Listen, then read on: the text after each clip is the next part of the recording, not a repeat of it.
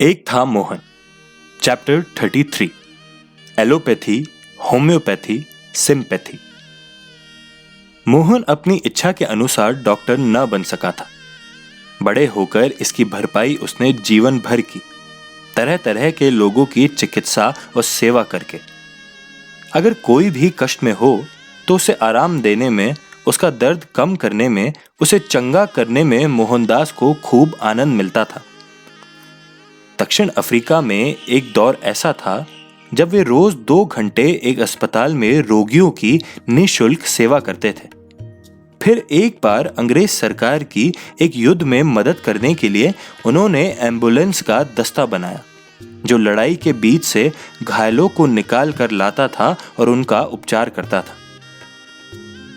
जब वहां की सरकार ने उन्हें जेल में डाला था, तब एक बार एक अफ्रीकी कैदी बदहवास हाल में दौड़ता हुआ आया और अपनी उंगली पर काटने का निशान मोहनदास को दिखाया। उसे किसी सांप या जहरीले कीड़े ने काट लिया था। मोहनदास ने तुरंत डंक वाले घाव को अपने मुंह से चूसकर जहर निकाल दिया।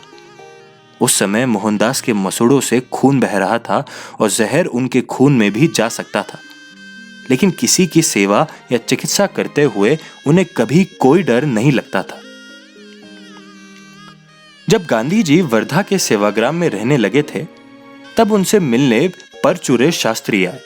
वे संस्कृत के विद्वान थे, जो गांधी जी के साथ जेल में भी रहे थे, परंतु गांधी जी को देखते ही वे पीछे हट गए। अब उन्हें कुष्ठ रोग हो गया था। उस समय इस रोग से बहुत से गरीब लोग परेशान रहते थे। उसे छुआछूत की बीमारी माना जाता था और रोगी बस्तियों से दूर रहते थे, क्योंकि उन्हें हिकारत से देखा जाता था। किंतु गांधी जी को शास्त्री जी में भगवान के दर्शन हुए।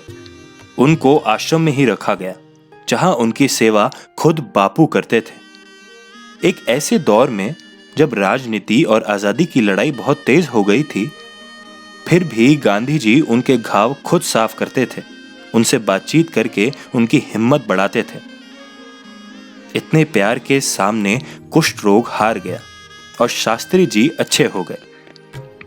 ऐसे ही गांधी जी ने प्लेग की महामारी और दूसरी बीमारियों में भी रोगियों की खूब सेवा की।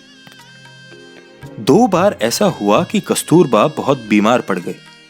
एक बार दक्षिण अफ्रीका में डॉक्टर ने कहा कि अगर वे गौमांस का शोरबा नहीं खाएंगी तो उनका बचना नामुमकिन होगा। गांधी जी ने उनसे पूछा कि क्या वे ऐसा भोजन चाहती हैं। कस्तूरबा ने कहा कि वे अपने धर्म को भ्रष्ट कर गौमांस खाने की बजाय मरना पसंद करेंगी।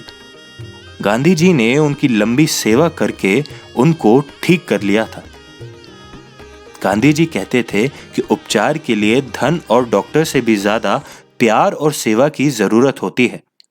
चाहे एलोपैथी हो या आयुर्वेद या होम्योपैथी, वे कहते थे कि रोगी को चिकित्सा की जिस पैथी की सबसे ज्यादा जरूरत होती है, वो है सिम्पैथी, यानी हमदर्दी की, करुणा की।